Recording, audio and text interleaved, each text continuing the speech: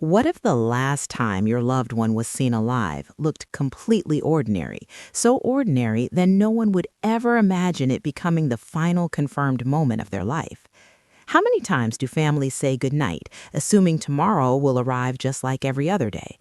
And what if the biggest clue to a disappearance wasn't something dramatic, but something painfully routine? January 31st began like countless other winter days in Arizona's Catalina foothills. Calm skies, quiet streets, and the steady rhythm of a neighborhood where evenings tend to wind down early. For Nancy Guthrie, routine was everything. Her daily schedule wasn't just habit, it was structure, reassurance, and stability. People close to her understood that predictability was part of how she maintained her independence, especially given her physical limitations. She preferred familiarity, she trusted patterns, and that's precisely why what happened that night would later raise such serious alarm. According to family accounts, Nancy had spent time with relatives earlier in the evening.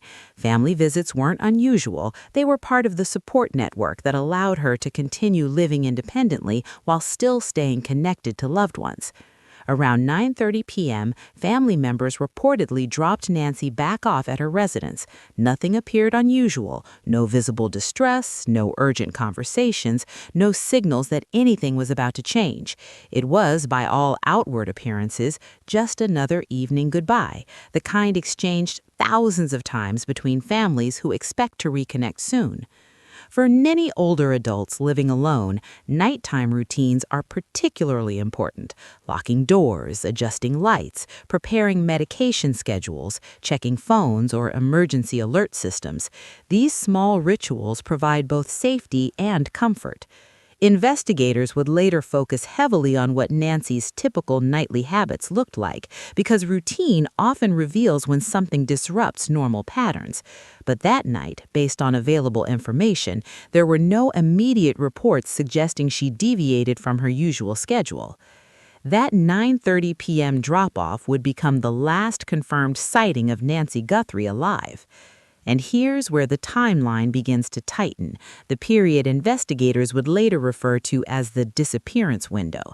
In missing persons investigations, the hours between last confirmed contact and first sign of concern often hold critical clues. For Nancy, that window stretched quietly through the night, unnoticed by neighbors, security systems, or anyone passing through the peaceful foothills community. The desert night air cooled, street lights hummed softly, life in the neighborhood continued exactly as expected. Nothing appeared out of place. But the following morning would introduce the first ripple of concern. Nancy was known for maintaining certain commitments, including church attendance. For many seniors, church isn't just a religious observance, it's community, social interaction, and routine structure. Missing church wasn't typical behavior for Nancy. When she failed to appear, it triggered concern among those who knew her habits well. For families with elderly relatives, these missed routines often serve as the earliest warning signs, the subtle moments when loved ones begin to sense something isn't right. Initially, concern may not have immediately escalated to panic. Families often rationalize missed calls or skipped plans.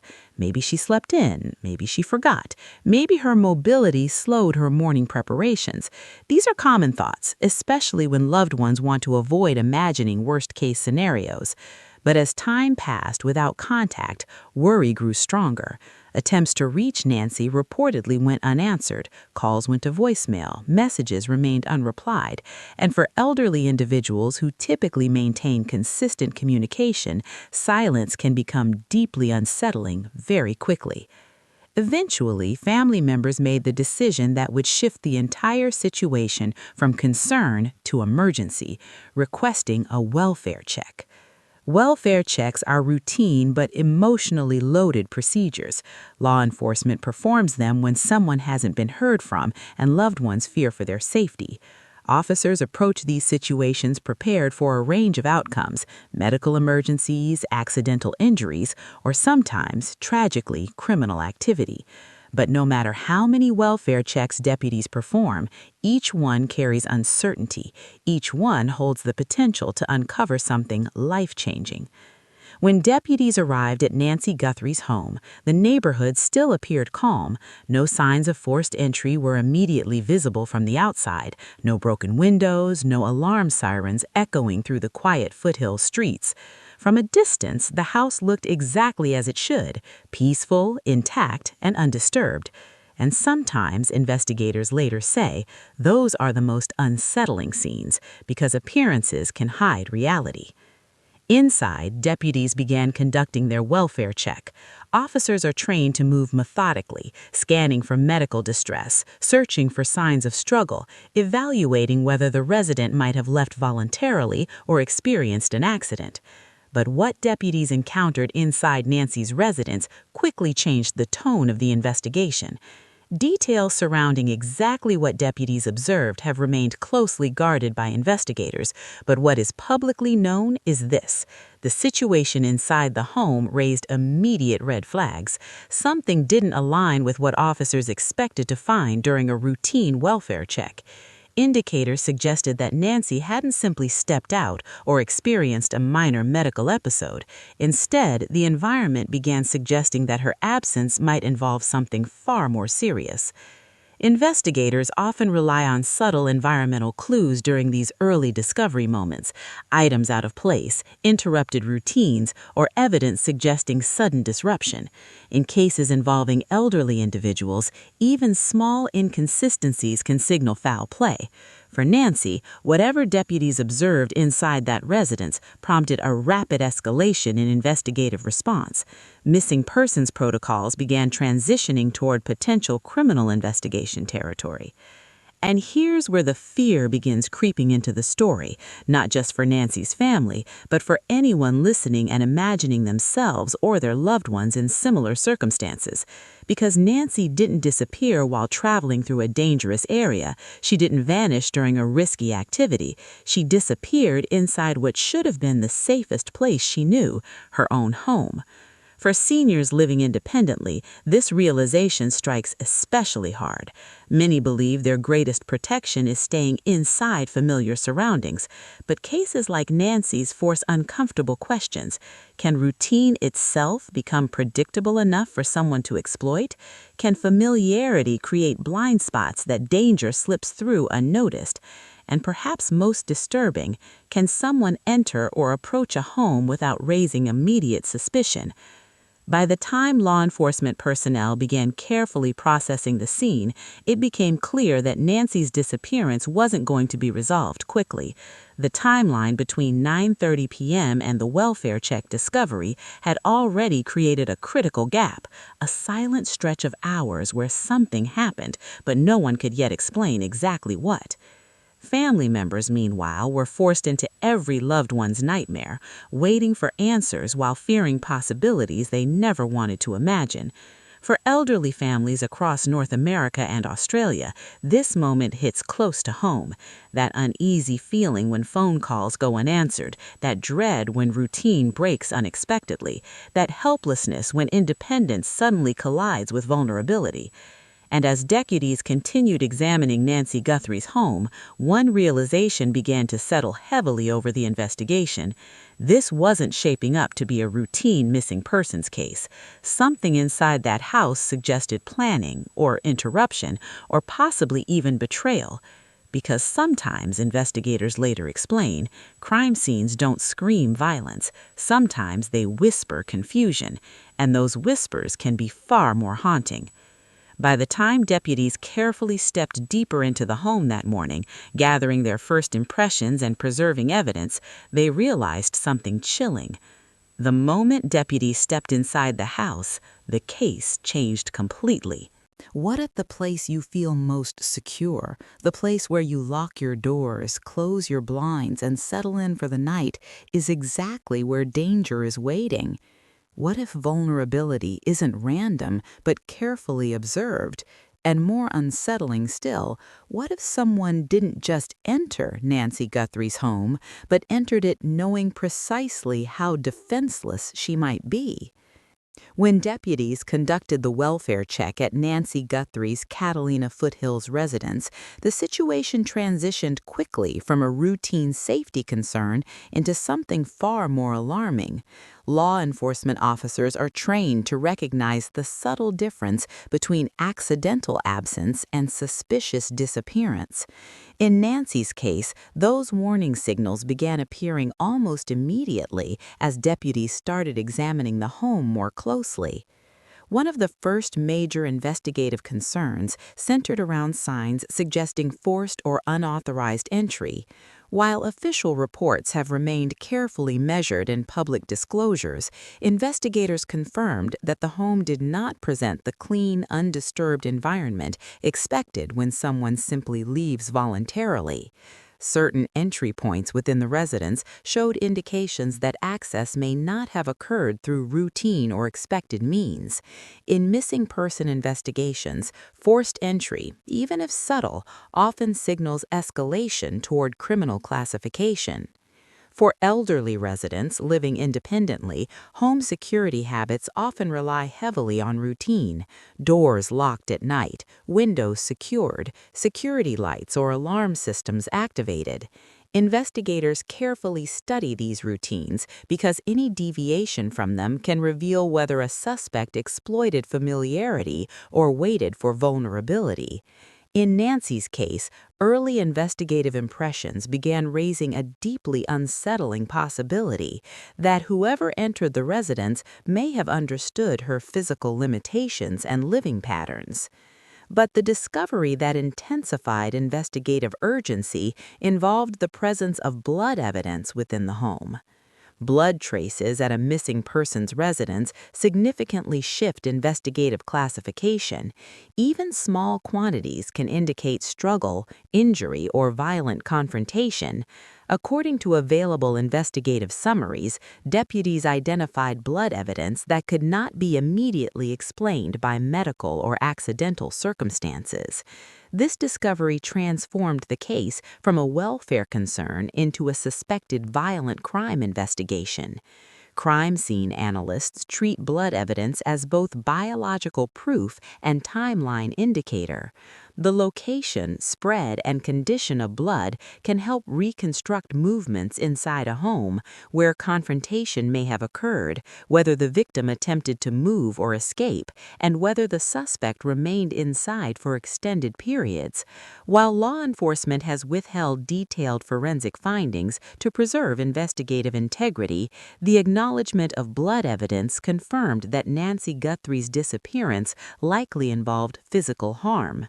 At this stage, Sheriff Chris Nanos publicly addressed the growing case, carefully balancing transparency with investigative protection.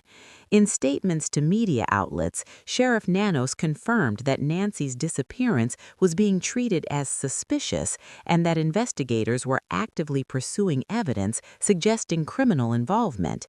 He emphasized that the circumstances inside the residence did not align with accidental disappearance or voluntary departure scenarios. Sheriff Nanos also addressed a critical early theory often considered in elderly disappearance cases: wandering due to medical or cognitive issues. Wandering is one of the most common explanations investigated when elderly individuals go missing. Conditions such as dementia, medication confusion, or mobility-related disorientation can sometimes lead seniors to leave homes unexpectedly. Law enforcement initially evaluates this possibility in nearly every elderly missing person case.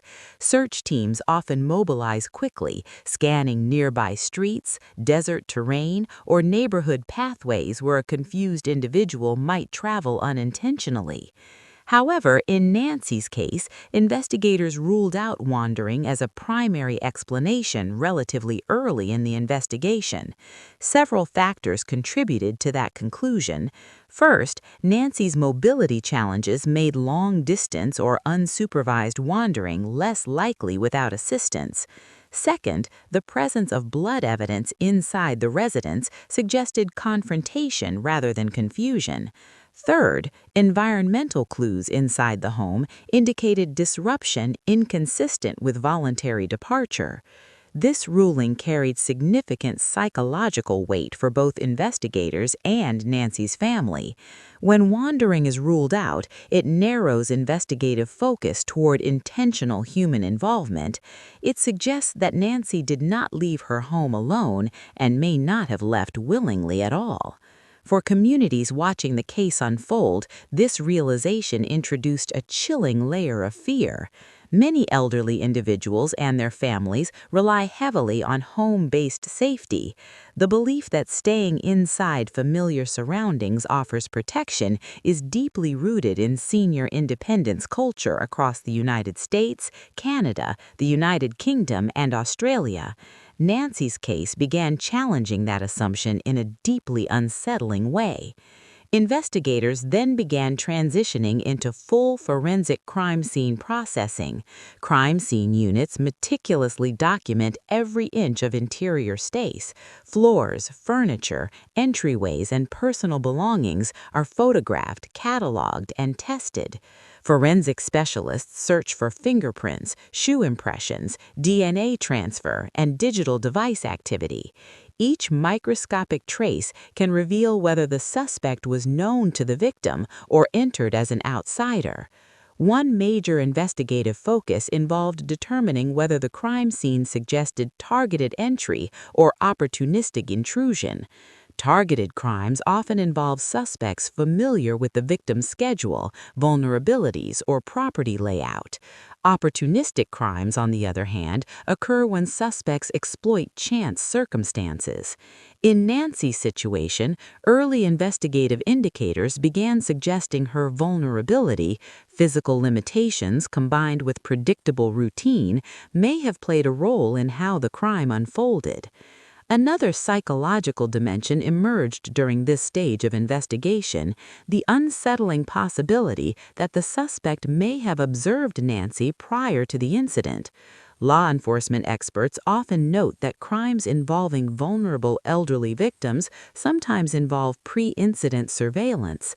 Suspects may watch routines, identify quiet hours, or determine when victims are most isolated. While investigators have not publicly confirmed surveillance activity in Nancy's case, the nature of her vulnerability naturally raised those investigative questions. As forensic teams continued documenting the home, crime scene classification officially shifted toward suspected homicide investigation parameters. Even though Nancy herself had not yet been located, the presence of violent evidence allowed investigators to treat the residence as a primary crime scene. This classification expanded investigative authority, allowing search warrants, forensic testing, and suspect interviews to intensify. Meanwhile, Sheriff Nanos continued updating the public cautiously, acknowledging the seriousness of the situation while avoiding disclosure of sensitive forensic findings. Public cooperation often plays a major role in solving crimes, especially when suspects may have interacted with neighbors, service workers, or family acquaintances. Law enforcement urged anyone with information about Nancy's activities or unfamiliar visitors near her residence to come forward. For Nancy's family, these developments deepened emotional devastation. Hope began colliding with fear. Every new investigative detail reinforced the possibility that Nancy had encountered violence inside her own home, a place where she should have been safest. Families of elderly individuals across multiple countries began following the case closely, recognizing echoes of their own loved ones' living situations. As investigators reconstructed Nancy's final known hours, they studied lighting conditions, phone usage, security devices, and neighborhood activity logs. Modern crime investigations rely heavily on timeline reconstruction.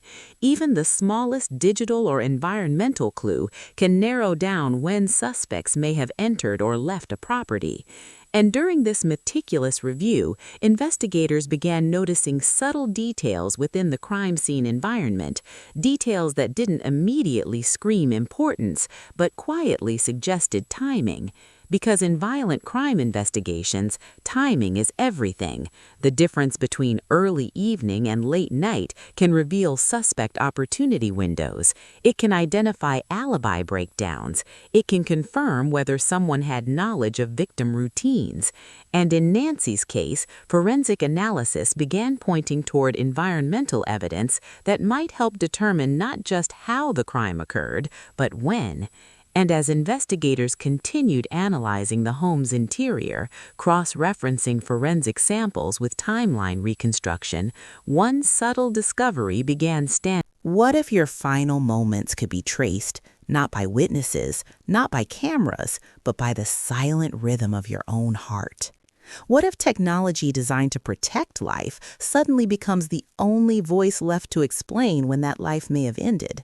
And perhaps most disturbing of all, what if someone knew exactly how little time they needed and how unlikely it was that anyone would see them? As investigators continued piecing together Nancy Guthrie's disappearance, the case began shifting into one of the most critical and scientifically driven phases of any homicide or abduction investigation: timeline reconstruction. In modern forensic investigations, understanding when something happened can often become more important than understanding how, because once investigators establish a narrow window of time, suspects, movements, financial activity, and digital footprints can all be tested against that single slice of truth. The first clue in reconstructing Nancy's final known activity came from her phone usage patterns. Investigators quickly examined whether Nancy had sent texts, answered calls, or used applications during the late evening and overnight hours following her family's departure around 9:30 p.m. In many missing person investigations involving elderly individuals, phones provide critical insight into routine behavior. Seniors often maintain predictable patterns of communication: late-night calls with relatives, morning alarm reminders, or emergency alert systems. But Nancy's phone activity presented something deeply unsettling. After a certain point during the evening, her device showed prolonged inactivity.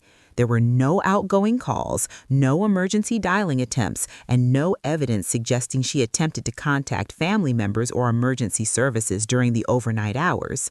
While inactivity alone doesn't confirm crime, it becomes highly suspicious when combined with other forensic indicators, particularly when the individual is known to maintain consistent communication habits. Investigators then expanded their digital timeline review to include home monitoring devices, electronic activity logs, and medical monitoring technology. And this is where the case introduced one of its most chilling forensic components. Nancy Guthrie had a pacemaker, a small but life-sustaining device implanted to regulate heart rhythm. Pacemakers don't simply support cardiac stability. Many modern versions also record medical telemetry data. These devices can track heartbeat irregularities, sudden cardiac events, and sometimes signal cessation when heart activity stops entirely. Medical device data is rarely discussed publicly during investigations, but in Nancy's case, it quietly became one of the most precise forensic time markers available. According to investigative summaries, Nancy's pacemaker registered a critical signal change in the early morning hours, approximately around 2 a.m. While exact medical details remain protected for investigative and privacy reasons, available law enforcement briefings indicated that this data point strongly suggested that Nancy experienced a life-ending event or catastrophic medical interruption at that approximate time. For investigators, this was a monumental discovery. Unlike witness statements, which can be flawed by memory or perception, medical device telemetry provides objective, time-stamped data. It allows investigators to narrow potential criminal activity windows down to minutes rather than hours. In Nancy's case, the pacemaker data helped establish a likely time frame in which the confrontation, injury, or fatal event occurred. The investigative timeline now began narrowing rapidly. Nancy was last confirmed alive around 9:30 p.m. when family members left her residence. The pacemaker data suggested catastrophic medical distress around 2 a.m.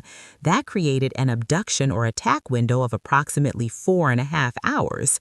4.5 hours in a quiet, upscale desert neighborhood where neighbors often sleep undisturbed and security patrols are minimal.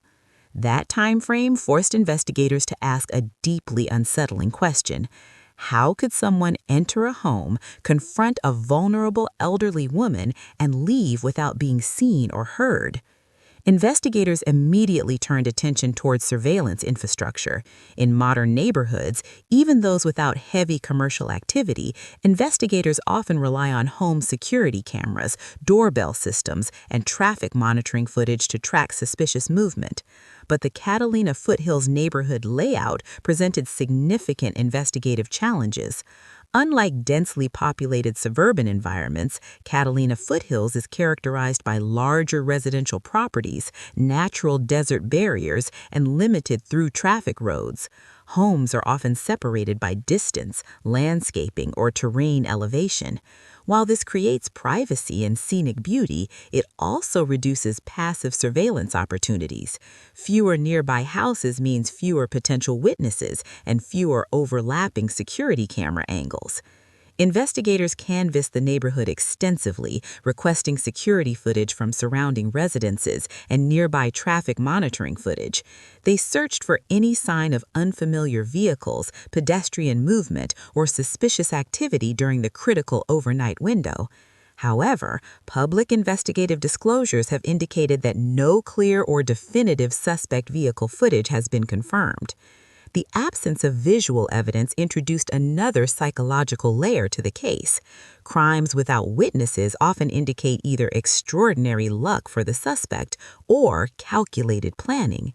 Investigators began examining whether the perpetrator understood the geographic advantages of the neighborhood, the darkness levels, the distance between homes, and the reduced nighttime activity patterns. Meanwhile, forensic teams analyzed environmental evidence inside the home for signs of extended presence. In crimes involving elderly victims, suspects sometimes spend prolonged time inside residences searching for valuables, documents, or financial information. Investigators evaluated whether Nancy's home showed evidence of systematic searching or targeted removal of specific items. As digital and forensic timelines merged, investigators began building a minute-by-minute reconstruction of Nancy's final known hours. Phone inactivity suggested disruption, pacemaker data suggested medical collapse, crime scene evidence suggested confrontation. But one crucial element remained elusive: motive. Was this a random home invasion targeting vulnerability? Was it personal familiarity? Or was the crime connected to something far more calculated? As investigators began reviewing Nancy's personal records, financial accounts, and property ownership documentation, they started noticing subtle irregularities. In violent crimes involving elderly individuals, financial exploitation is often a hidden but powerful motive. Seniors living independently sometimes maintain control over significant assets, property holdings, or retirement savings. Criminal investigations frequently examine whether financial pressure, inheritance disputes, or access to funds played a role in targeted victim selection. Nancy Guthrie's financial history and estate planning documents naturally became part of investigative review. Law enforcement carefully analyzed banking activity, recent transactions, power of attorney arrangements, and beneficiary structures. While these reviews are standard in homicide investigations involving seniors, early investigative attention towards financial documentation sometimes signals that detectives are exploring motives beyond simple robbery. At the same time, investigators reviewed personal relationship networks. Family connections, caretaking arrangements, and trusted contacts are often examined closely. In crimes involving elderly victims, suspects frequently emerge from within trusted circles rather than external intruders. Detectives quietly began cross-referencing Nancy's personal, financial, and familial relationships against the narrowed time window created by pacemaker data. For Nancy's loved ones, each new forensic revelation brought both clarity and anguish. The pacemaker evidence removed uncertainty about whether Nancy simply wandered or experienced accidental harm. It suggested precision, it suggested timing, and it suggested that whoever entered her home likely did so knowing that silence and darkness would protect them. Communities across North America, the United Kingdom, and Australia began recognizing how vulnerable independent senior living could become when criminals combined planning with patience.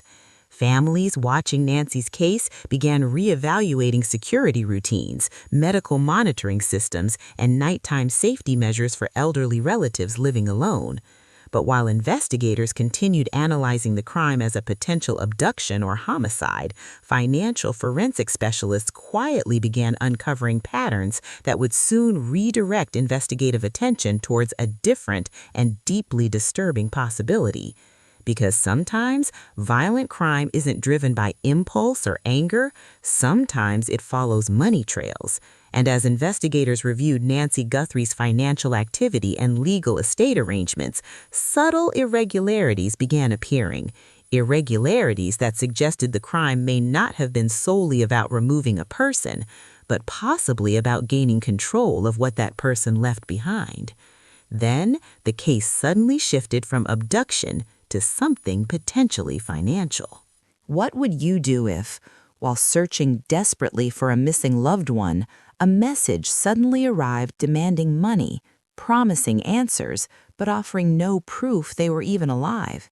And how do investigators separate genuine ransom attempts from cruel manipulation designed to exploit grief? Even more unsettling, what happens when a local disappearance suddenly explodes into international headlines and every new lead carries equal parts hope and fear? As news of Nancy Guthrie's disappearance began spreading beyond Arizona, the case shifted from a quiet regional investigation into something far larger, far louder, and far more complicated. Missing persons cases involving elderly victims often attract media attention, but Nancy's case carried an additional factor that accelerated national visibility: her family connection to high-profile television journalist Savannah Guthrie. While Savannah herself maintained privacy and respect for the investigation, the public naturally began connecting the case to a familiar and trusted media figure, intensifying both coverage and public curiosity. Then, just as investigators were narrowing their forensic timeline, something unexpected happened. Multiple media outlets reportedly began receiving ransom-style emails claiming knowledge of Nancy's disappearance. These messages demanded payment in cryptocurrency, specifically Bitcoin, a payment method increasingly used in modern ransom and extortion schemes due to its perceived anonymity and international transfer capability. At first glance, ransom messages often create immediate hope for families. They suggest the possibility that the victim might still be alive. But seasoned investigators approach ransom communications with extreme caution. Historically, many ransom demands are hoaxes created by opportunists who exploit high-profile missing persons cases for financial gain or psychological attention. What made the Nancy Guthrie ransom emails particularly disturbing was the level of detail contained within some of the communications. Reports indicated that whoever authored the messages referenced elements of the case that were not widely discussed in early public reports. This raised a deeply unsettling investigative dilemma. Was the sender someone with genuine knowledge of the crime, or someone skillfully constructing believable misinformation using limited publicly available details? The use of Bitcoin also introduced a complex forensic challenge. Unlike traditional bank transfers, cryptocurrency transactions can cross international borders within minutes, often routed through multiple anonymous wallets. However, despite popular belief, Bitcoin is not completely untraceable. Federal investigators frequently analyze blockchain transaction records to track financial movement patterns, sometimes identifying suspects through digital wallet activity. As the ransom emails circulated, the Federal Bureau of Investigation became actively involved in the case. FBI involvement often signals investigative escalation, particularly in cases involving potential interstate or international criminal activity, cyber extortion, or kidnapping. Federal digital forensic experts began analyzing the origin points of the ransom messages, examining email routing paths, IP address masking techniques, and potential language pattern similarities to known extortion networks. Cybercrime specialists frequently conduct linguistic analysis on ransom communications, studying grammar, phrasing patterns, and timing of message delivery to identify potential suspect profiles or geographic origins. Meanwhile, local and federal investigators coordinated to ensure that any response to ransom demands did not compromise the broader criminal investigation. Law enforcement agencies rarely publicly disclose whether ransom negotiations occur, as premature disclosure can encourage copycat extortion attempts or alert suspects that they are under surveillance. For Nancy's family, however, the emotional impact of these messages was devastating. Ransom communications place families in an impossible position, balancing the desperate hope that their loved one might still be alive against the terrifying possibility that they are being manipulated by individuals exploiting their grief.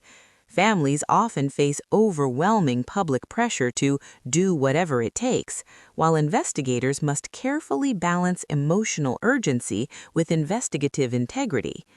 During this period of escalating national attention, Savannah Guthrie made the difficult decision to step back temporarily from her professional responsibilities at NBC. Publicly, the decision reflected a private family crisis unfolding under intense media scrutiny.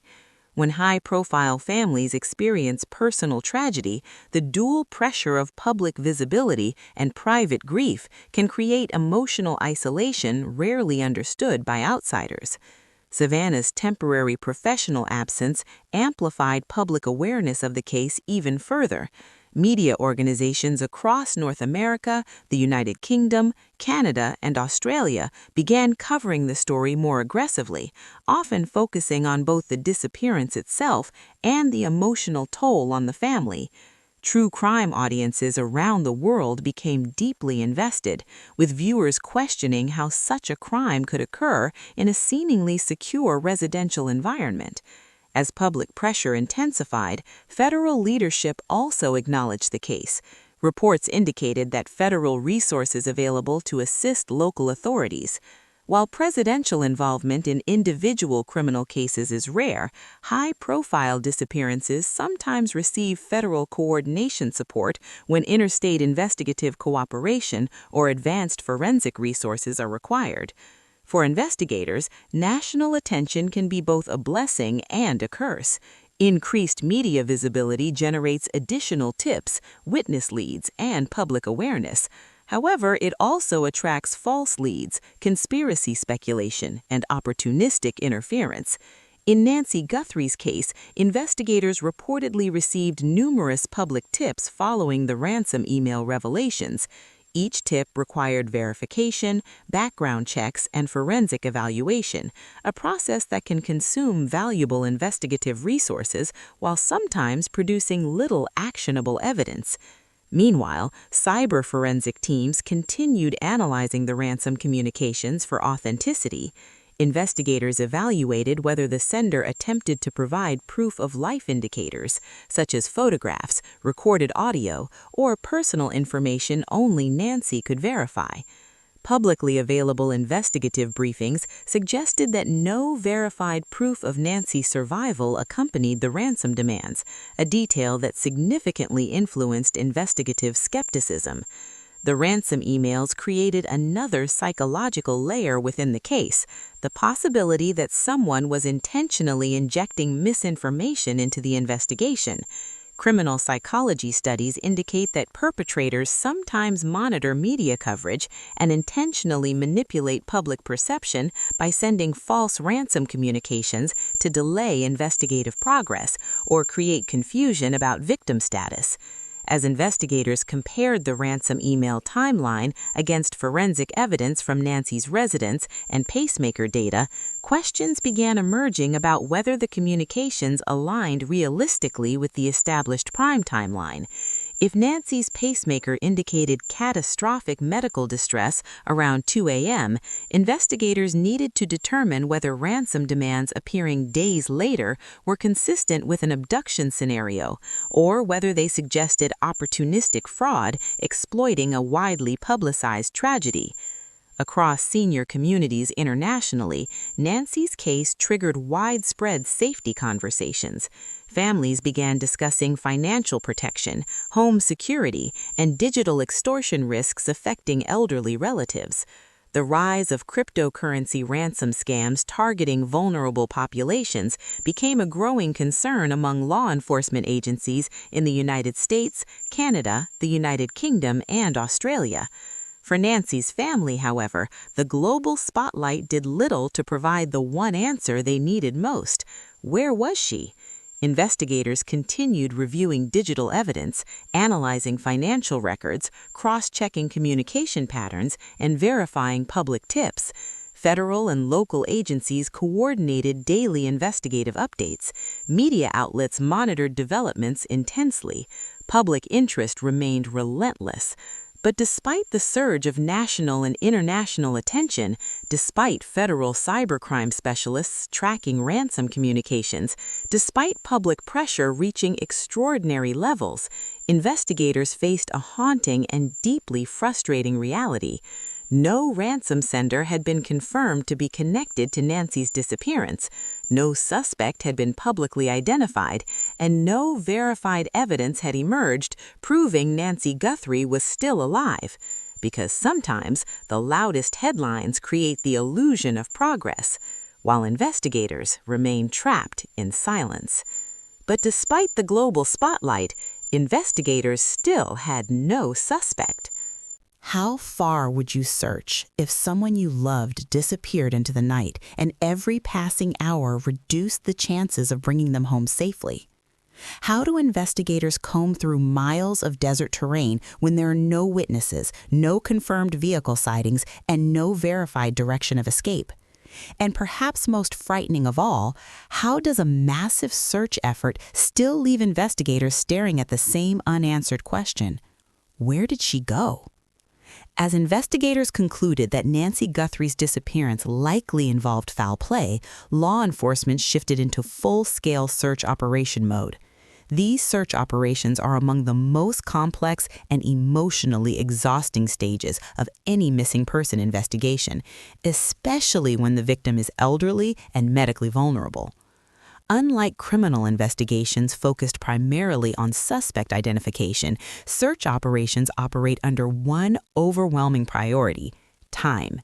Every hour matters. Every overlooked detail could mean the difference between rescue and tragedy.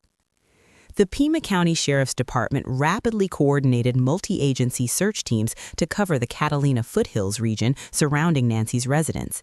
This area, often perceived as quiet, upscale, and relatively safe, presents unique geographic challenges rarely understood by those unfamiliar with the terrain. The Catalina foothills consist of rocky desert slopes, dense desert vegetation, steep ridgelines, and scattered residential pockets separated by large undeveloped stretches of land. Search experts describe such terrain as visually deceptive, appearing open and accessible while hiding deep ravines, thick cactus clusters, and wildlife habitats that complicate movement and visibility. Ground search teams were among the first to deploy. These teams typically consist of trained law enforcement officers, search and rescue specialists, and sometimes certified civilian volunteers trained in grid-based search patterns. Investigators divide search zones into mapped sectors, assigning teams to walk methodically across terrain while documenting every observation. This slow, repetitive process often requires multiple passes across the same ground, as environmental conditions such as lighting, wind movement, and desert camouflage can hide critical evidence during initial searches. One of the immediate investigative priorities was determining whether Nancy could have been transported away from her home or remained somewhere within the surrounding terrain. Because Nancy had limited mobility and required medical assistance for movement, investigators considered the possibility that she may have been moved forcibly. However, search teams still had to eliminate the possibility that she might be located somewhere within reachable distance from her residence. To accelerate search coverage, law enforcement deployed aerial surveillance technology, including drones equipped with high-resolution cameras and thermal imaging systems. Drone deployment has become increasingly common in modern search operations, allowing investigators to cover large geographic areas quickly while detecting heat signatures that might indicate human presence or recently disturbed ground patterns. Thermal imaging is particularly valuable during early morning or nighttime search windows when temperature differences between the human body and surrounding terrain are more detectable. However, Catalina foothills terrain presents specific aerial challenges.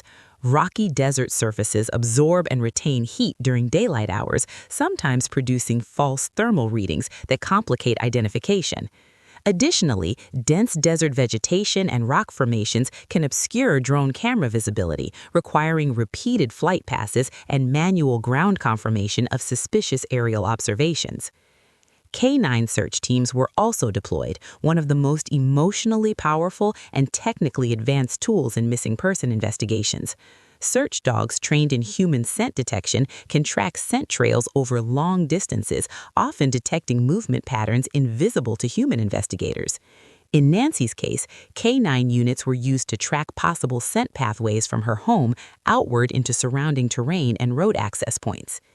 Scent tracking investigations attempt to answer one critical question: did Nancy leave the residence under her own movement, or was she transported by another individual or vehicle? Canine handlers carefully analyze scent trail direction, interruption points, and environmental interference such as wind patterns or human contamination. Reports from search operations suggested that scent tracking in Nancy's case produced limited directional clarity, which can occur when multiple individuals move through a scene or when environmental factors degrade scent evidence. As official search operations expanded, community volunteer efforts began emerging. Volunteer search support is common in missing person investigations, particularly in tight-knit residential areas where neighbors feel emotionally invested in assisting law enforcement. However, volunteer involvement introduces both valuable manpower and investigative risk. Law enforcement must carefully coordinate search zones to prevent accidental contamination of potential evidence sites. Tip lines were established to encourage public reporting of suspicious activity, unusual vehicle sightings, or potential surveillance footage. Investigators often rely heavily on public tips during early search phases, especially in residential areas where private security cameras, neighborhood watch observations, or delivery service logs might provide overlooked timeline clues. In many modern investigations, digital doorbell camera systems have played crucial roles in identifying suspect movement patterns or vehicle activity. In Nancy's case, investigators also announced reward incentives for information leading to verified case breakthroughs. Reward announcements serve dual purposes, encouraging hesitant witnesses to come forward and maintaining public engagement with the investigation. However, rewards can also increase false tip volume, requiring investigators to carefully verify each claim through forensic and timeline analysis. One of the immediate investigative priorities was determining whether Nancy could have been transported away from her home or remained somewhere within the surrounding terrain. Because Nancy had limited mobility and required medical assistance for movement, investigators considered the possibility that she may have been moved forcibly. However, search teams still had to eliminate the possibility that she might be located somewhere within reachable distance from her residence. To accelerate search coverage, law enforcement deployed aerial surveillance technology, including drones equipped with high-resolution cameras and thermal imaging systems. Drone deployment has become increasingly common in modern search operations, allowing investigators to cover large geographic areas quickly while detecting heat signatures that might indicate human presence or recently disturbed ground patterns. Thermal imaging is particularly valuable during early morning or nighttime search windows when temperature differences between the human body and surrounding terrain are more detectable. However, Catalina foothills terrain presents specific aerial challenges. Rocky desert surfaces absorb and retain heat during daylight hours, sometimes producing false thermal readings that complicate identification. Additionally, dense desert vegetation and rock formations can obscure drone camera visibility, requiring repeated flight passes and manual ground confirmation of suspicious aerial observations. K-9 search teams were also deployed, one of the most emotionally powerful and technically advanced tools in missing person investigations. Search dogs trained in human scent detection can track scent trails over long distances, often detecting movement patterns invisible to human investigators. In Nancy's case, K-9 units were used to track possible scent pathways from her home outward into surrounding terrain and road access points. Scent tracking investigations attempt to answer one critical question. Did Nancy leave the residence under her own movement, or was she transported by another individual or vehicle? K-9 handlers carefully analyze scent trail direction, interruption points, and environmental interference such as wind patterns or human contamination. Reports from search operations suggested that scent tracking in Nancy's case produced limited directional clarity, which can occur when multiple individuals move through a scene or when environmental factors degrade scent evidence. As official search operations expanded, community volunteer efforts began emerging. Volunteer search support is common in missing person investigations, particularly in tight-knit residential areas where neighbors feel emotionally invested in assisting law enforcement. However, volunteer involvement introduces both valuable manpower and investigative risk. Law enforcement must carefully coordinate search zones to prevent accidental contamination of potential evidence sites. Tip lines were established to encourage public reporting of suspicious activity, unusual vehicle sightings, or potential surveillance footage. Investigators often rely heavily on public tips during early search phases, especially in residential areas where private security cameras, neighborhood watch observations, or delivery service logs might provide overlooked timeline clues. In many modern investigations, digital doorbell camera systems have played crucial roles in identifying suspect movement patterns or vehicle activity. In Nancy's case, investigators also announced reward incentives for information leading to verified case breakthroughs. Reward announcements serve dual purposes, encouraging hesitant witnesses to come forward and maintaining public engagement with the investigation. However, rewards can also increase false tip volume, requiring investigators to carefully verify each claim through forensic and timeline analysis.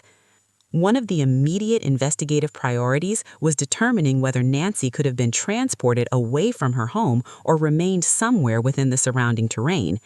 Because Nancy had limited mobility and required medical assistance for movement, investigators considered the possibility that she may have been moved forcibly. However, search teams still had to eliminate the possibility that she might be located somewhere. How long could someone survive if they suddenly lost access to the medications that keep their heart beating normally? What happens when a person who struggles to move independently is forced into an unknown environment without medical equipment, support, or stability?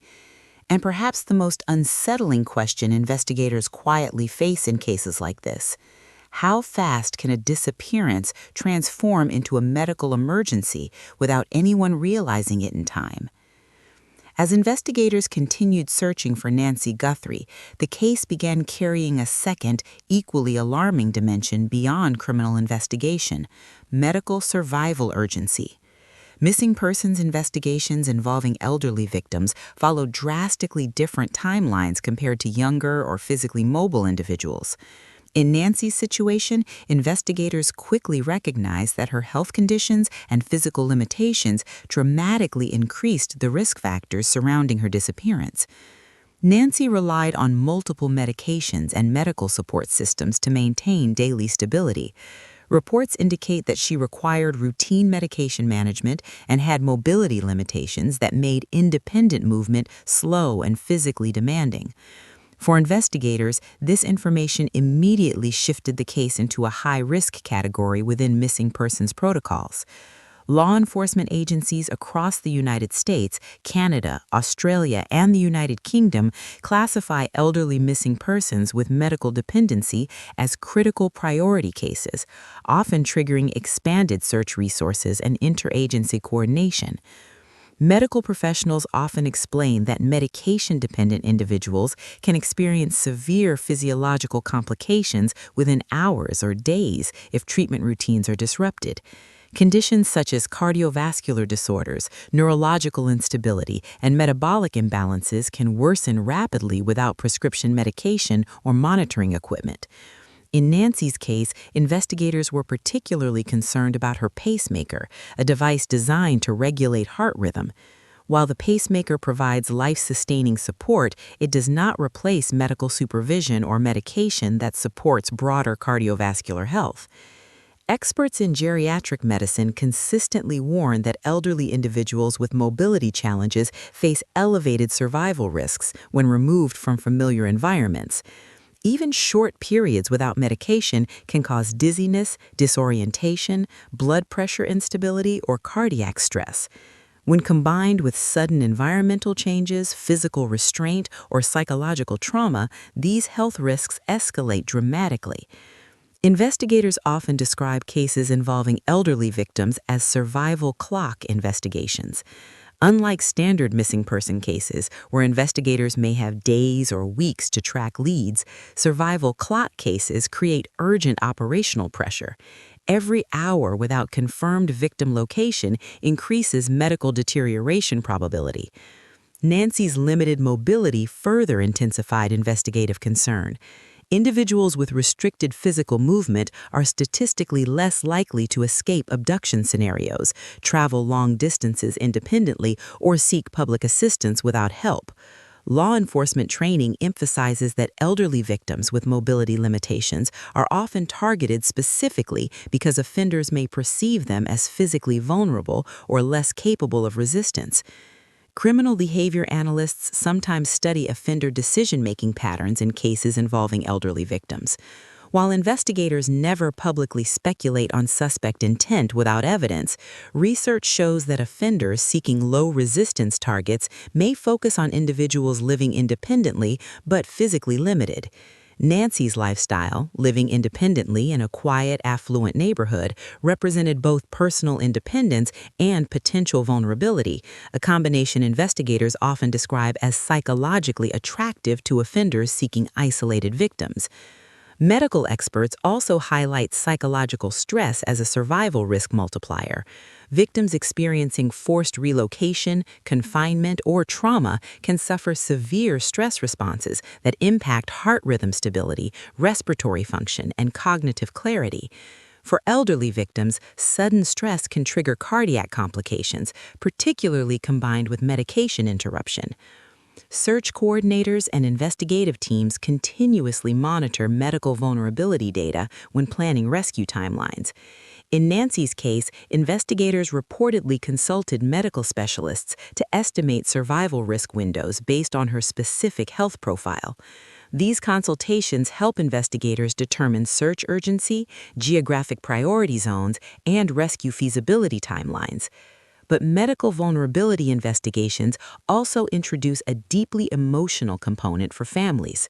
When law enforcement explains survival risk factors to loved ones, families must confront painful realities about medical timelines while still hoping for safe recovery.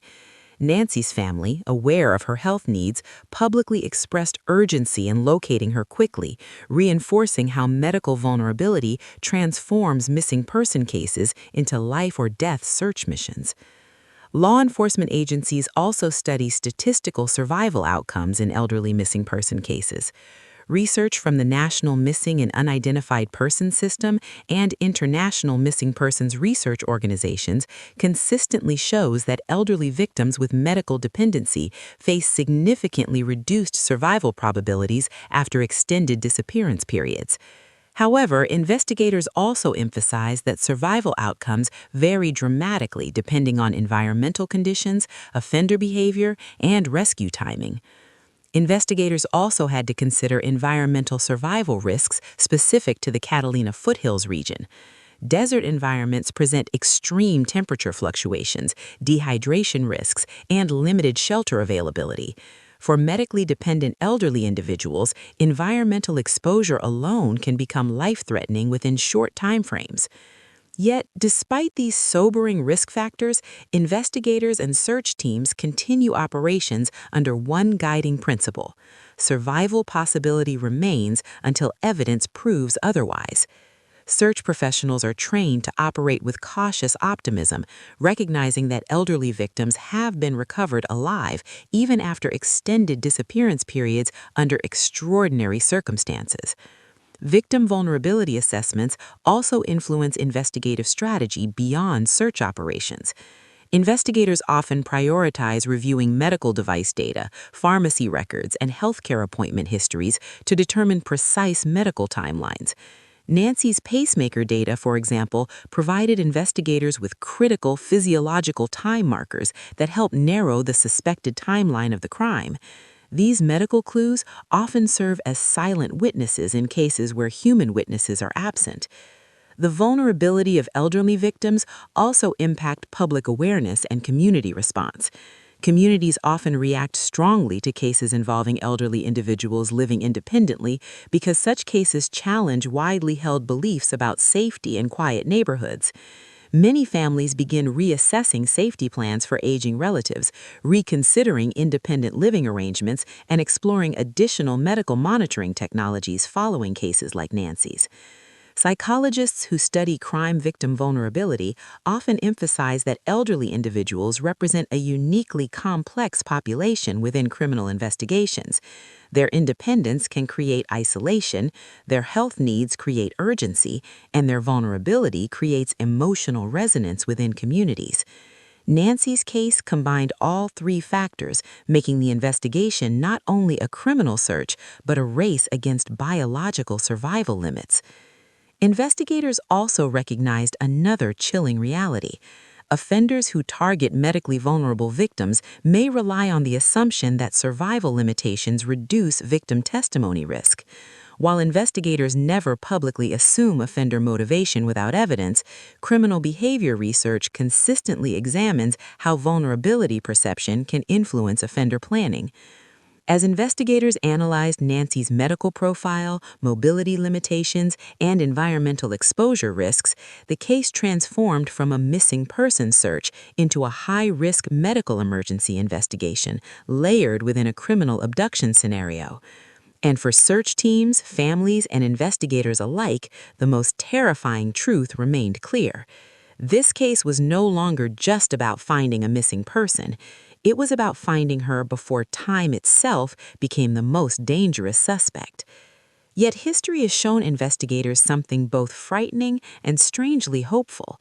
Cases involving vulnerable victims sometimes take unexpected turns.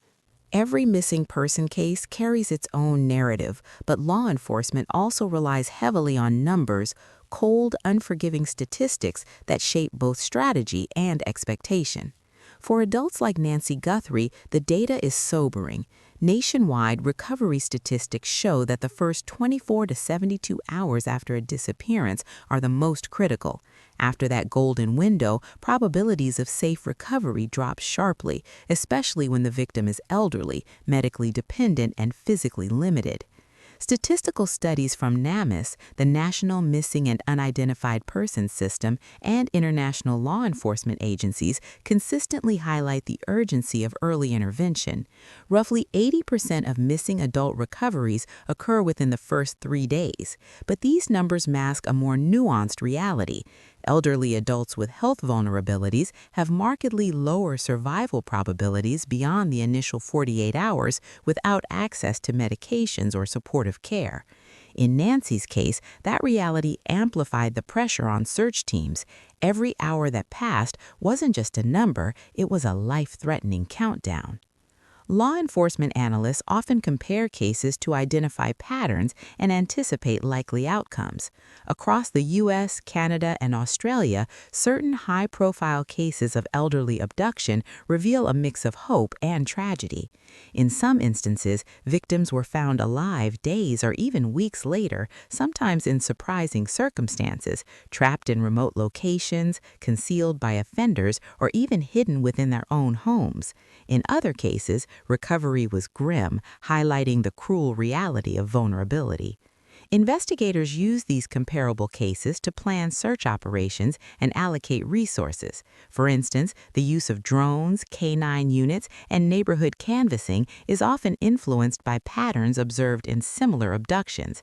Cases involving secluded or high-end neighborhoods, like Catalina foothills, show that perpetrators often exploit quiet streets and sparse surveillance, but these same neighborhoods also allow law enforcement to methodically analyze movement patterns, access points, and potential hideouts.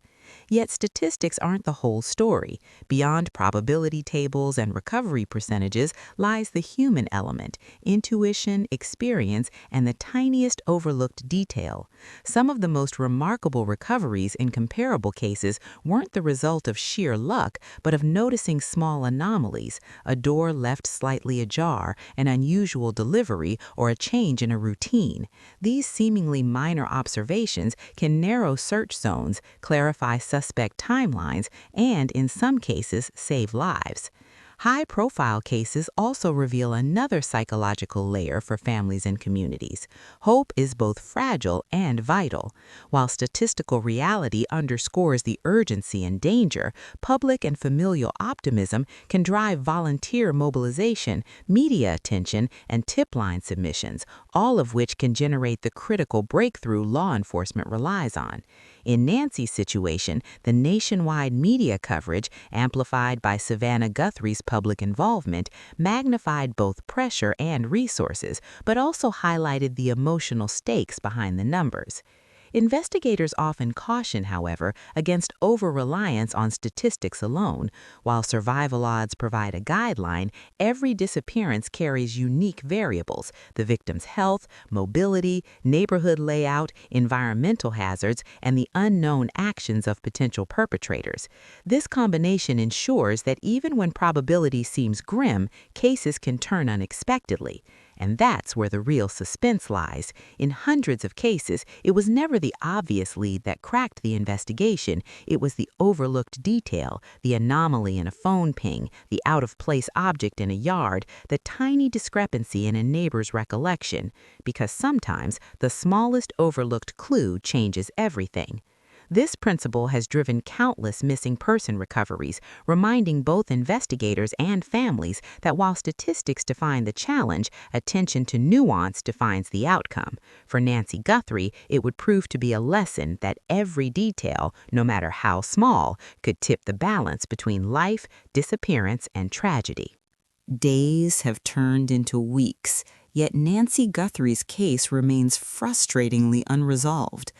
Despite the national attention, exhaustive searches, and FBI resources deployed, the perpetrator, if there is one, is still unidentified. Every lead raises more questions than answers, leaving family, law enforcement, and the public in a tense state of limbo. The motive behind her disappearance remains murky. Was this a targeted abduction orchestrated by someone with financial knowledge of her assets? Or was it opportunistic, exploiting the vulnerability of an elderly woman living alone in a secluded, upscale neighborhood? Investigators have considered every angle: financial gain, personal vendetta, even the possibility of a stranger with a disturbing pattern of behavior, yet none of the hypotheses have been proven. The ransom notes add another layer of complexity. Emails demanding Bitcoin payments surfaced soon after her disappearance, but their authenticity is questionable. Some details suggested insider knowledge, small facts about Nancy's routines and household, but nothing concrete enough to verify the sender's proximity or intentions. Investigators caution that ransom demands can sometimes be a cruel distraction sent by opportunistic scammers aware of the case rather than the actual abductor. Location uncertainty is a constant source of tension. Catalina foothills is a sprawling area with hidden trails, rocky terrain, and dense vegetation. While search teams combed likely areas extensively, there is no confirmed trace of Nancy outside the home after the early hours of January 31st. This leaves investigators weighing multiple scenarios. Was she taken far away immediately, or is she still somewhere nearby, hidden in a place no one thought to check? Forensic testing is ongoing, but results move slowly. DNA analysis, fingerprints, and digital footprints are being processed to detect any connection to potential suspects. Every piece of evidence, from blood traces at the scene to subtle anomalies in her daily communications, could be pivotal. Yet, until the lab reports are complete, every lead remains provisional, a hypothesis rather than a solution. The questions mount. Who could have entered a secure home without alerting neighbors? How did they navigate Nancy's limitations, taking her without resistance or witnesses? Was the crime premeditated or an impulsive act? And crucially, where is she now? The case embodies the cruel uncertainty of missing person investigations. Every clue discovered opens new avenues, yet each answer seems to reveal more unknowns. Family and investigators alike are trapped in a state of perpetual anticipation where hope, fear, and frustration coexist. Nancy Guthrie's disappearance is more than a crime story. It is a puzzle of human vulnerability, meticulous planning, and the shadowy line between chance and intent. And until the next breakthrough emerges, the questions remain unanswered. But one fact is clear. Despite the weeks of investigation, despite global attention, and despite advanced forensic methods, the truth of what happened that night and where Nancy is remains tantalizingly out of reach. As the weeks stretched into months, the emotional weight of Nancy's disappearance settled over her family, friends, and the wider community like a dense fog. The most human, heart-wrenching moment came in a short video plea recorded by Savannah Guthrie herself. With visible strain in her voice and a tremor in her hands, she appealed to anyone with information, urging them to come forward to help bring her mother home. The plea was raw, unfiltered, a window into the crushing uncertainty that had become their daily reality. Across Catalina foothills, neighbors rallied in ways that highlighted both hope and despair. Volunteers combed the hills and canyons, distributed flyers, and kept tip lines buzzing. Online, the story ignited discussions that spanned continents, from the United States to Canada and even Australia, where viewers followed the case with bated breath. Social media communities debated theories, shared safety tips, and mourned the eerie vulnerability of someone living in a supposedly secure, affluent neighborhood. Nancy's disappearance also sparked a broader conversation about elderly safety. Experts emphasized that independent living, while empowering, carries hidden risks.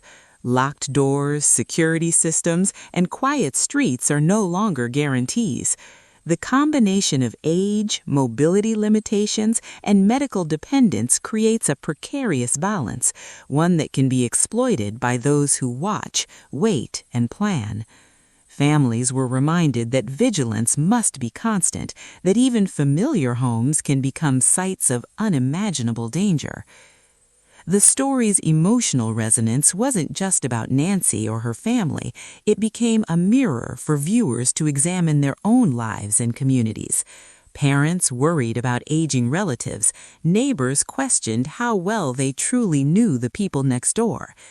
The case held a silent, chilling lesson. Even in spaces we assume safe, the unpredictable lurks. And as the cameras turned off and news cycles moved on, one question lingered: haunting, unanswerable. If someone could be taken from Nancy's own home in a quiet, luxurious neighborhood without anyone seeing or hearing a thing, how secure is anyone really? It is a question that resonates far beyond Catalina foothills, a quiet echo of fear and curiosity that refuses to fade, leaving viewers unsettled, thoughtful, and above all, aware that safety is never guaranteed. If you enjoyed this video, don't forget to hit that subscribe button and ring the bell so you never miss an update. Drop a like and comment below. I want to hear your thoughts. Join our community and let's make this journey together.